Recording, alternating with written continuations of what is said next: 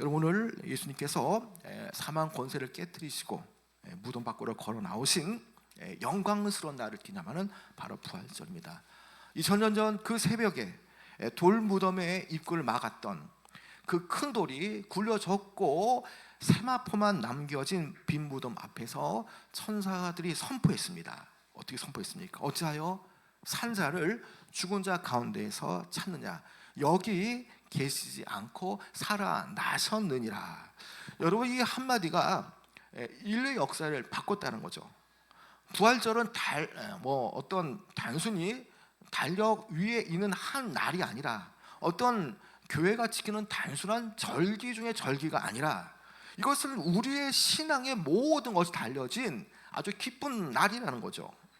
예수님께서 부활하지 않으셨다면 성탄의 기쁨도, 그리고 성금요일의 십자가도, 또 우리가 지금 드리는 예배도 의미가 없는 거죠. 그렇기 때문에 부활이 있기 때문에 십자가의 죽음이 우리에게는 구원의 사건이 되고요, 우리의 믿음이 헛되지 않게 되어지는 것이죠. 신학자 C.F. 에반스는 이렇게 말했습니다. 기독교는, 적어도 신학의 기독교는 무엇보다도 부활의 종교다라고 말했습니다. 뭐 다른 거 다 빼놓고더라도 기독교는 부활의 종교라는 거죠. 부활의 종교. 어떤 종교에서 이 종교의 창시자가 무덤이 없는 그런 종교가 어디 있겠습니까? 오직 바로 이 기독교, 바로 예수님을 믿는 이 교회, 그 기독교 외에는 다 어떻습니까? 다 무덤 있지 않습니까? 마호메트가 그 메카 메디나 그 수많은 사람들이 그 성지로 가는 데가 결국 어디입니까? 무덤 가는 데 아닙니까? 우리는 예루살렘을 가도 무덤을 찾을 수가 없습니다. 왜 그렇습니까? 예수님은 죽으셨지만 부활하셨기 때문이라는 거죠. 그래서 이 부활에 대한 이 교리는요, 바로 이 교회의 바로 진리와 기둥의 터가 되어지는 것이죠.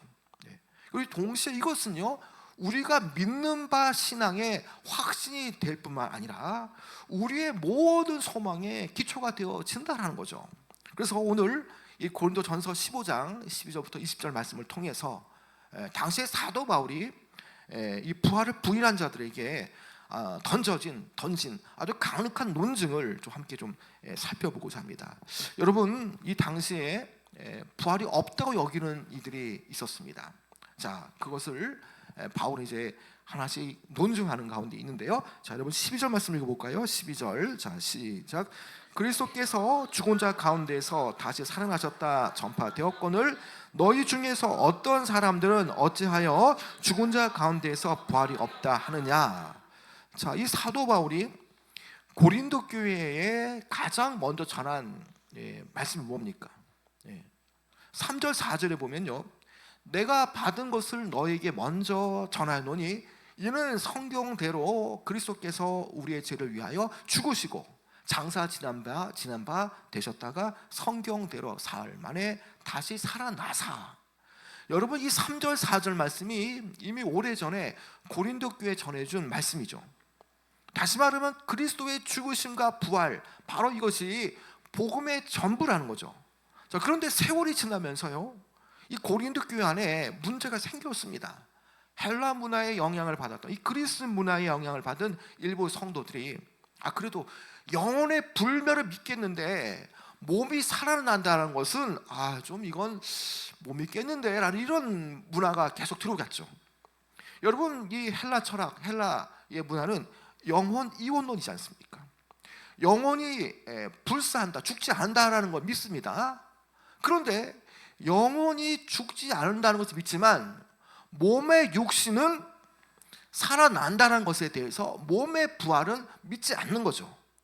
분명하게 영혼의 불멸을 믿지만 몸의 부활을 믿지 않는 것은 온전한 부활신앙이 아니라는 거죠. 여러분, 이런 것이 2000년 전에 이 고린도 교회만의 문제겠습니까? 아니라는 거죠. 여러분, 오늘날에도 죽은 사람이 다시 살아난다라는 이 말, 이것은 여전히 도전받고 있습니다.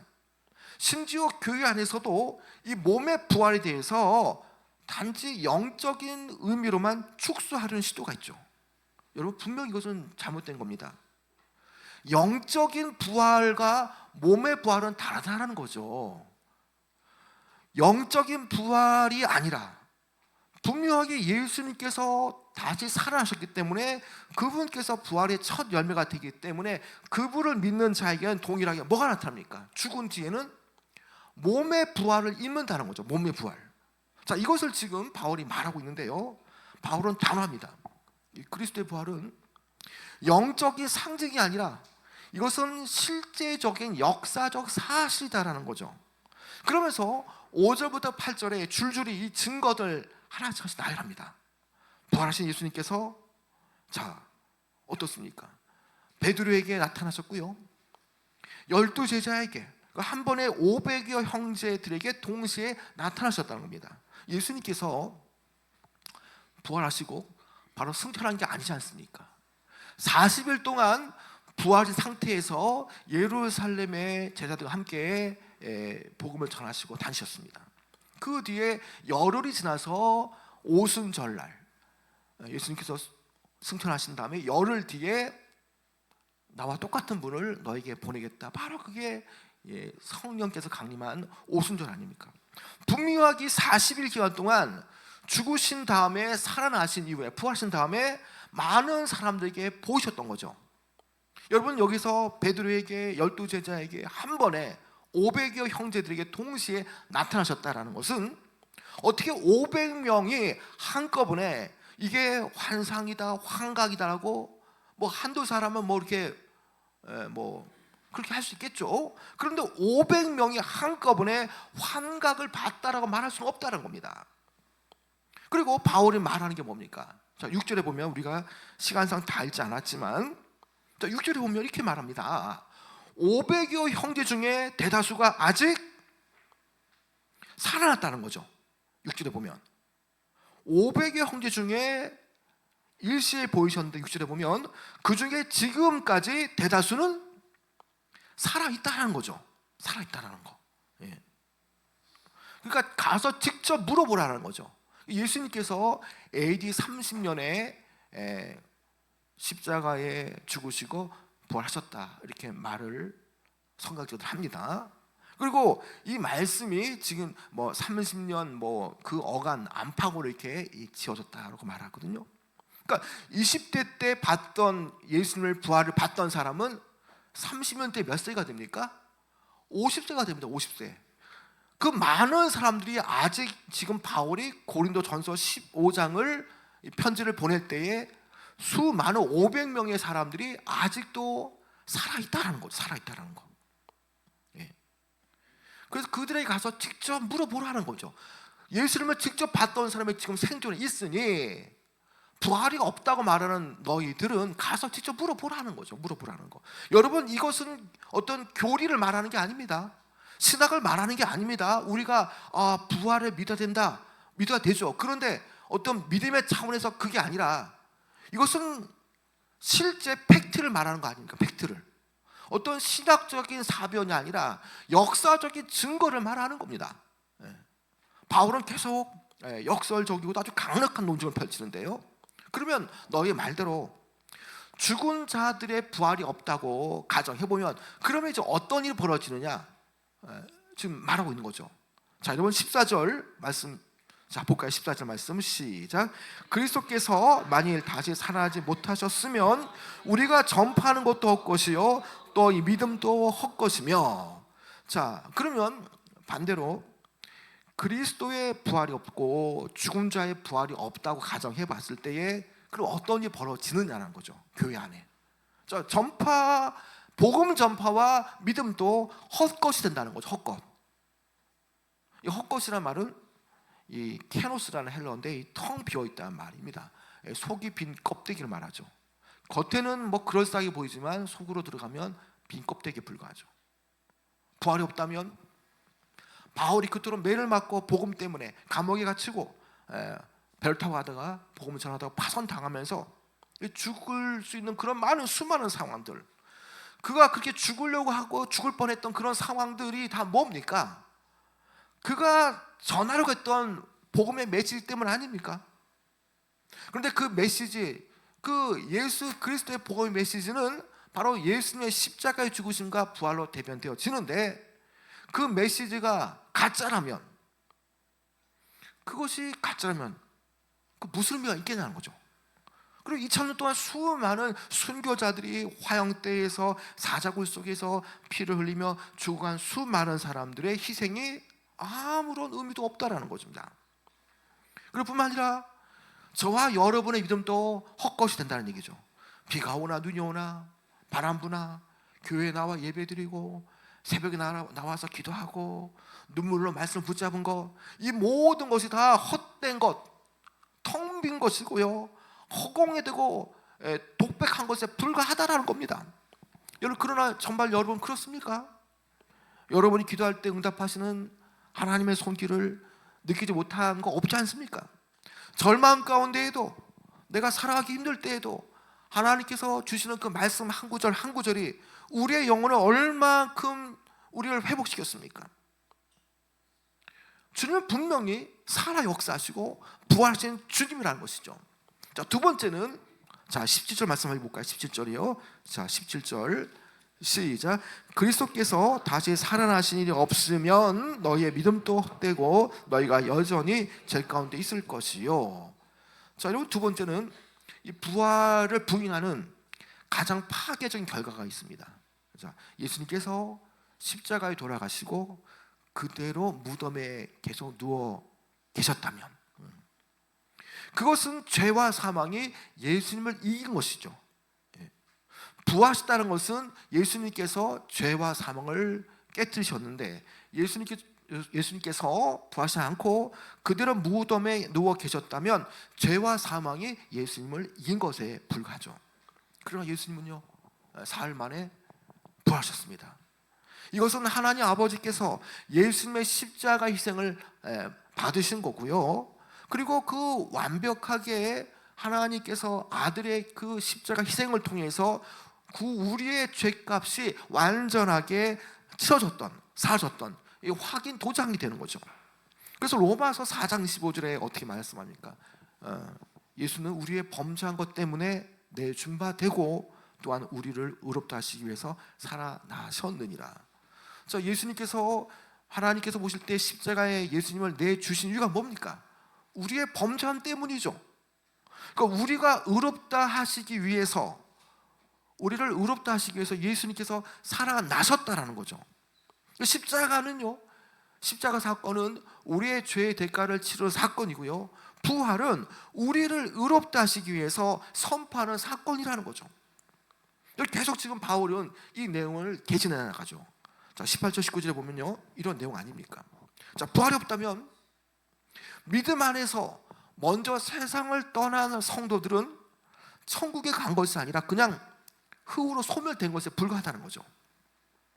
여러분의 믿음 안에서 먼저 돌아가신 그런 부모님, 또 내 형제 자매가 있다면 주님 품에서 쉬고 계신 것이 아니라 영영 사라져 버린 거란 거죠. 그래서 19절 이렇게 말씀하지 않습니까? 만일 그리스도 안에서 우리가 바라는 것이 다만 이 세상의 삶뿐이면 모든 사람 가운데 우리가 더욱 불쌍한 자리라.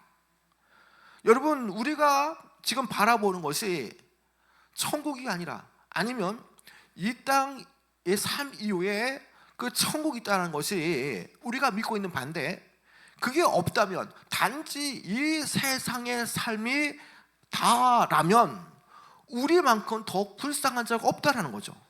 우리가 어떻게 살았습니까? 자기를 부인하고 나의 십자가를 지고 좁은 길을 걸어왔지 않습니까?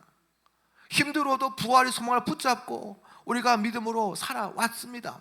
그런데 이 부활이 소망이 거짓이라면 이 세상에서 가장 불쌍한 사람이 누굽니까? 바로 저와 여러분이라는 거죠. 부활이 없다면 이 자리에서 예배 드릴 필요가 뭐가 있습니까? 그리고 우리가 이 좋은 날 벚꽃 구경 가고 뭐 강화도 고려산을 가고 뭐 그게 좋은 겁니다. 그러나 그게 아니지 않습니까? 여러분, 계속 바울은 여기서 멈추지 않습니다. 이 19절에 암울한 가정법을 단칼에 끊어버리는 아주 위대한 선언이 나옵니다. 20절에. 자, 여러분 20절 한번 볼까요? 20절 자, 20절 시작. 그러나 이제 그리스도께서 죽은 자 가운데에서 다시 살아나사 잠자는 자들의 첫 열매가 되셨도다. 여러분, 여기에서요 지금 아주 중요한 말씀을 전하지 않습니까? 그러나라는 겁니다. 그러나 그리스도는 부활하셨다는 겁니다. 이것은 가정이 아니라 사실이죠. 내가 이렇게 되면 좋겠다라는 소망이 아니라 현실입니다. 현실. 2000년 전에 이미 일어났던 사건이라는 거죠. 이것은 어떤 믿음을 독려하기 위해서 만들어낸 어떤 신화적인 그런 게 아니라 이것은 역사적 사실이라는 거죠. 그래서 그리스도께서는 잠자는 자들의 첫 열매가 되셨다는 겁니다. 잠자는 자들의 첫 열매. 구약에서 첫 열매는 그 다가올 추수 전체를 대표하는 것이거든요. 그 먼저 첫 열매를 통해서 결국 추수를 하는 그 대표성을 띠는 거죠. 예수님께서 부활하시고 첫 열매가 되었다는 것은 예수님을 뒤따르는 성도들 역시도 그들이 죽은 뒤에는 예수님처럼 부활이 뒤따른다는 것을 말해주는 거죠. 그래서 예수님께서 어떻게 말씀합니까? 자, 잠자는 자들의 첫 열매가 되셨다. 예수님께서 죽은 자 가운데에서 다시 살아나사 잠자는 자들의 첫 열매가 되셨다라는 것 말하는 거죠. 여러분, 우리가 십자가 사건 이후에 두려움에 떨었던 제자들 우리가 너무나 잘 알고 있죠. 문을 꽁꽁 잠궜습니다. 행여나 혹여나 로마 군인이 쫓아올까 봐 문을 꽁꽁 잠그고 다 안가에 숨었습니다. 안가에. 자, 그런데 부활하실 주를 만난 이후에 그들이 어떻게 됐습니까? 사도행전 4장 10절에 보면요, 제자들은 감옥에 갇히면서도 매를 맞으면서도 그들은 우리가 보고 들은 것을 말하지 아니할 수 없다고 말했습니다. 여러분, 이 앞에서 제자들에게 다 예수님께서 부활하셔서 보이셨지 않습니까? 그러니까 우리가 보고 들은 것 말하지 않을 수 없다는 거죠. 우리가 본 게 뭡니까? 우리가 본 것은 예수님의 부활입니다. 들은 게 뭡니까? 예수님께서 부활하시고 나서 전해주신 그 복음, 그것을 들었다는 거죠. 매를 맞아도 그들이 감옥에 갇혀도 역사적 사실은 바뀌지 않죠. 예수님께서 살아나셨다, 죽은 자 가운데 다시 살아나셨다. 이 사건은 그들이 매를 맞아도 고통 가운데 있을지라도 변하지 않는 사건입니다. 그래서 그들은 어려움에 처해도 박해 속에서도 그들이 죽음의 현장 속에서도 그들은 선포한 게 뭡니까? 우리가 보고 들은 것을 말하지 않을 수 없다고 말했습니다. 여러분, 어떤 거짓말이, 어떤 그런 환각이 이렇게 사람을 변화시킬 수 있겠습니까? 여러분, 이것은 오직 주님, 오직 부활하실 주를 만난 사람만이 경험할 수 있는 이 변화라는 거죠. 이것을 어떻게 설명할 수 있겠습니까? 죽음을 앞두고 그 뻔히 부인하면 살 수 있지만 예수님을 나는 부인하지 않겠다, 그 죽음의 현장 속에서, 그 사형장의 그 상황 속에서 이렇게 고백할 수 있는 것은요, 바로 어떤 사람의 거짓말이 아니라, 환각이 아니라, 어떤 잠시의 장난이 아니라, 이것은 직접 예수님을 봤던 사람만이 이런 변화를 경험하면서 그렇게 죽음 앞에도 선포할 수 있었던 그런 내용이라는 거죠. 여러분, 여기에서 우리가 또한 한 장면을 떠올릴 수 있지 않습니까? 누가복음 24장에 보면요, 엠마오로 향하는 두 제자의 이야기가 나옵니다. 금요일에 예수님께서 십자가에 달려 돌아가셨습니다. 절망 속에서 두 제자는요, 예루살렘을 등지고 터벅터벅 엠마오를 향해서 내려가고 있었죠. 서로 걸어가면서 이야기를 합니다. 도대체 왜 이런 일이 일어난 거지? 그런데 바로 그때 두 사람이 그렇게 서로 예루살렘에 벌어진 일을 대화를 나누는 가운데 예수님께서 공간 이동을 하셔서 그들에게 직접 나타나셨죠. 예수님께서, 부활하신 주님께서 그들과 함께 걸어가셨습니다.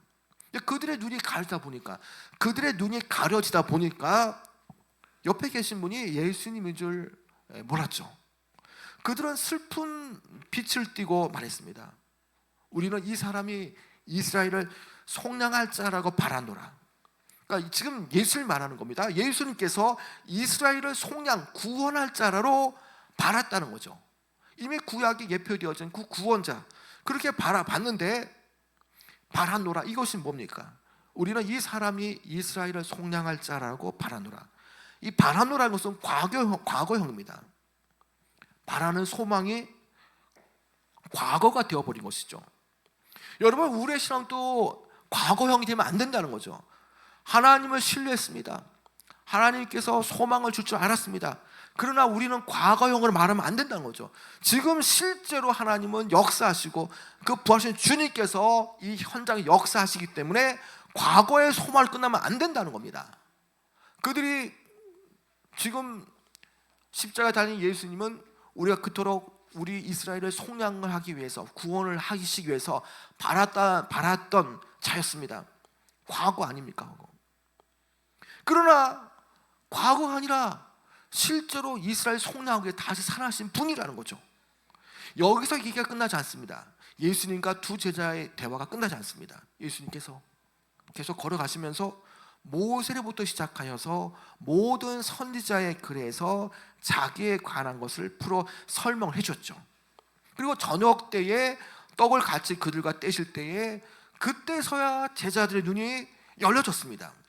그때 영안이 열려지니까 아, 주님이시구나.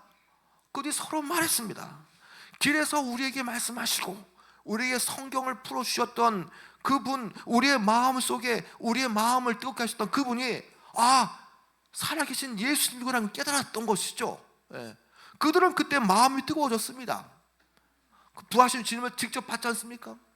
예수님을 부인했던 예수님의 그 동생들 다 어떻습니까? 예수님께서 40일 동안 예루살렘에서 부활하신 모습을 비춰주시고 보여주셨을 때에 그렇게 부인했던 예수님의 친동생들도 예수님을 직접 부활하신 것을 봤을 때부터 목숨을 각오하고 예수님을 전하지 않습니까?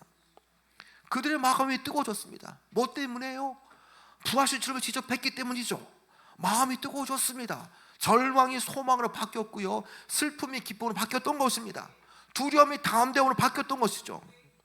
여러분, 그리고 그 엠마오의 그 두 제자가 이런 뜨거움을 가지고 그 부활하신 주님을 직접 본 순간부터 그들에게 어떤 일이 벌어졌습니까? 아주 야심한 밤이었음에도 불구하고요, 그들은 너무나 피곤했는데도 불구하고요, 즉시 일어나 예루살렘으로 되돌아갔습니다. 좀 전까지는 실패와 또 내가 믿었던 바가 헛되다는 것을 깨닫고 조용히 낙향하는 마음으로 정말 힘없이 걸어왔던 그 무거운 발걸음이 이제 다시 주님을 만난 이후부터 날아가듯이 기쁜 발걸음으로 예루살렘으로 가고 있는 거죠. 잠을 무릅쓰고 피곤도 무릅쓰고 다시 되돌아갔다는 겁니다. 여러분, 왜 이렇게 그들이 바뀌어졌습니까? 두려움에 떨었던 제자들이 목숨을 각오하고 복음을 전하는 것, 또 두 제자들이 엠마오로 낙향하는 가운데에 왜 다시금 피곤하지만 다시 예루살렘 되돌아갔습니까? 무엇이 이들을 바꾸겠습니까? 무엇이 이들을 달라지겠습니까? 불과 몇 시간 전까지는 그런 사람들이 아니었습니다. 그러나 그들이 부활하신 주님을 만났기 때문에 그들이 바뀌어진 거지 않습니까? 같은 길이고 같은 사람인데 왜 바뀌었습니까? 부활하신 주님을 만났기 때문입니다. 우리도 마찬가지라는 거죠. 우리의 삶에 곤고하고 힘들고 어렵지만 우리가 부활하신 주님을 만나면요, 이렇게 달라지게 되어지는 것입니다. 여러분, 이게 뭡니까? 이게 바로 부활의 능력이 아니고 뭐겠습니까? 여러분, 부활의 주님 만나면요, 절망 가운데 있던 엠마오의 두 제자들처럼 이제 소망을 가지고 예루살렘으로 달려가게 되어집니다. 꽁꽁 문을 잠그고 숨어있던 제자들도 그 주님을 만난 이후부터는 담대하게 복음을 전하지 않습니까? 여러분, 오늘 이 부활의 아침에 우리 또한 엠마오로 향했던 두 제자처럼 또 우리가 정말 숨고 피했던 그 제자들의 마음이 있었지만 이제는 이 부활의 아침에 우리는 정말 주님을 만나면서요, 우리의 마음이 다시금 뜨거워져야 하는 것입니다. 여러분, 이제 이 부활의 진리가요, 저와 여러분을 살게 하는 그런 능력의 말씀이 되어지기 원합니다. 여러분, 이 부활은요, 우리에게 얼마나 많은 것들을 우리에게 전해줍니까? 우리에게 얼마나 많은 것들을 우리에게 이렇게 또 안기게 해주는 겁니까? 여러분, 부활은요, 죄를 이기는 능력을 선물하지 않습니까? 주님께서 살아계신다. 지금 이 순간에도 부활하셔서 하나님 우편에서 우리를 간구하고 계신다. 여러분, 그것을 생각할 때마다 가슴 뭉클하고요, 죄를 지을만 하면서도 우리가 성령이 우리 안에 임하심을 통해서 우리가 이 부활의 그 주님을 우리가 앙망할 때에 우리에게 죄를 이기는 능력이 나타나지 않습니까? 여러분, 오늘 우리가 여러 가지 어려움 가운데 싸우고 또 죄의 유혹 가운데 싸우고 있지만, 그러나 죽은 자를 살리신 바로 그분의 능력이 여러분의 역사이기 때문에 우리는 얼마든지 죄를 이기고 오늘 내 문제를 넘어설 수가 있다는 것이죠. 여러분, 부활은 또한 고난 가운데에도요 기쁨의 소망을 주십니다. 여러분, 지금 고난의 한가운데 있습니까? 질병과 싸우고 경제적인 어려움 가운데 허덕이고 또 자녀 때문에 마음 아파하고 뭔지 모를 그런 어떤 두려움 때문에 마음을 상실하고 있지는 않습니까? 그러나 이 부활은요, 이 모든 고난이 최종 결론이 아니라는 것을 말해주지 않습니까? 금요일에 고난의 십자가가 끝이 아니었듯이 오늘 저와 여러분의 어려움도 고난도 끝이 아니라는 것입니다. 그 십자가의 고난이 있었지만 그러나 부활의 그 주일 아침이 왔지 않습니까? 부활의 새벽, 부활 아침이 밝아왔다는 겁니다. 그래서 시편 30편 5절 말씀처럼 저녁에는 울음이 깃들일지라도 아침에는 기쁨이 우리에게 온다라는 겁니다. 그래서 부활의 아침에 우리는 부활을, 기쁨을 누리고 살아가야 되는 것이죠. 여러분, 셋째는요, 또 부활은 영원한 만남의 확신의 약속을 허락하지 않습니까? 우리가 사랑하는 이를 떠나보낼 때 다시 만나자고 말합니다. 그러나 그것이 빈말이 아니지 않습니까? 왜 그렇습니까? 부활이 사실이기 때문이라는 거죠. 저희 아버님이 돌아가신 지 한 4년 됐는데요, 제가 또 잊지 못하는 것은 1982년 4월 5일, 올 4월이 식목일 아닙니까? 제가 82년도는 제가 국민학교 3학년 때였는데, 그때 아버지 직장의 그 동료들과 함께 이렇게 벚꽃 구경을 차를 타고 간 기억이 났거든요. 그 어린 마음에 1982년도에 그 벚꽃 구경 왔던 그 기쁨, 어릴 때 그게 있거든요. 오늘 이렇게 4월 5일 이렇게 저희 대동 아파트를 지나면서 이 벚꽃이 만발한 거 보면서 그 어릴 때 초등학교 3학년 때 82년도에 그 벚꽃 구경 왔던 그게 떠오르는 거예요. 그 아버님이 떠오르는 거죠. 돌아가신 아버님이. 우리가 정말 사랑하는 가족들, 부모님들이 믿음이 있다면 반드시 주님께서 그들을 품고 계시고 그들은 주님 품에 쉬고 있고 장차 주님이 재림하실 그때는 그분을 또 영광스러운 몸으로 다시 살아난다는 거죠. 그래서 어떻게 말씀합니까? 형제들아, 자는 자들에 관하여는 너희가 알지 못함을 우리가 원하지 아니하노니 이는 소망 없는 다른 이와 같이 슬퍼하지 않게 하렵니다. 우리가 예수께 죽으셨다가 다시 살아나심을 믿을진대 이와 같이 예수 안에서 자는 자들도 하나님의 그와 함께 데리고 오시라고 말씀하지 않습니까? 여러분, 돌아가셨지만 우리 부모님들, 부활의 소망 가진 분들은요, 잠시의 이별이 있지만 그러나 주님이 다시 오실 때에 우리는 다시 그분들을 만나게 되었습니다. 아니면 우리가 죽어서 천국 갈 때에 그 천국 문에서 우리가 그렇게 바라던 우리 부모님 만나게 되어진다는 거죠. 여러분, 그래서 우리가 이 부활의 약속 붙잡아야 되는 겁니다. 우리의 몸은 죽지만 우리가 부활체의 모습으로 천국에서 우리가 다시 우리 부모님을 만날 날을 우리가 기다리며 나가는 것이죠. 네, 이제 말씀을 맺도록 하겠습니다. 여러분, 오늘 이 부활의 아침에 여러분께 묻겠습니다. 여러분, 정말 여러분에게 이 부활에 대한 확실한 믿음과 기쁨이 여러분 있습니까? 예수님의 부활은요, 바로 우리 모든 성도의 운명을 결정짓는 사건입니다. 그리고 예수님의 부활은 우리가 부활한다라는 것에 보증하는 첫 열매가 되어집니다. 여러분, 그분이 살아나셨기 때문에, 그분이 죽음을 이기셨기 때문에 장차 우리도 부활을 하게 되어질 겁니다. 그렇다면 오늘 이 부활의 복음을 전하시기 바랍니다.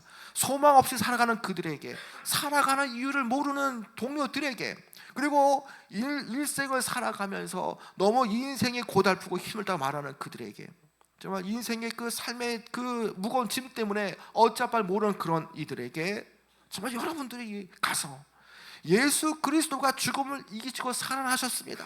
그분을 믿으면 우리도 영원한 그 부활이 있고, 우리가 예수 그리스도를 믿으면 이 현실의 어려움도 주님께서 다 내 짐을 들어주실 겁니다. 그 믿음으로 우리가 부활의 기쁨을 전해야 한다는 것입니다. 여러분, 고난이 닥칠 때 이 고난은 어떻습니까? 이 고난도 장차 나타날 영광에 비하면 아무것도 아니라 말하지 않습니까? 이 땅에 고난이 있지만 장차 나타날 영광은 뭡니까? 이 현세 이후의 부활의 영광을 말하는 거 아닙니까? 여러분, 이것을 생각할 때에 이런 부활의 기쁨을 꼭 누리시고요, 우리가 다시 살아난다, 주님께서 죽음을 이기시고 살아나셨다, 그분을 믿으면서 우리 안에 있는 고통, 그러나 나중 영광을 생각하시면서요, 날마다 이 부활의 기쁨을 누리시면서 날마다 믿음으로 살아가시고, 세상에 갈 바를 모르고 소망 없는 이들에게 이 부활의 기쁨, 예수님께서 다시 살아나셨습니다 전하시는 여러분 되어지기 원합니다. 오늘 여러분이 이제 가실 때 부활절 계란과 빵을 가져가실 텐데요, 여러분 꼭 그걸 전하시면서 이 부활의 그 소망, 이 생명을 전하시는 귀한 여러분 되어지기 축원합니다.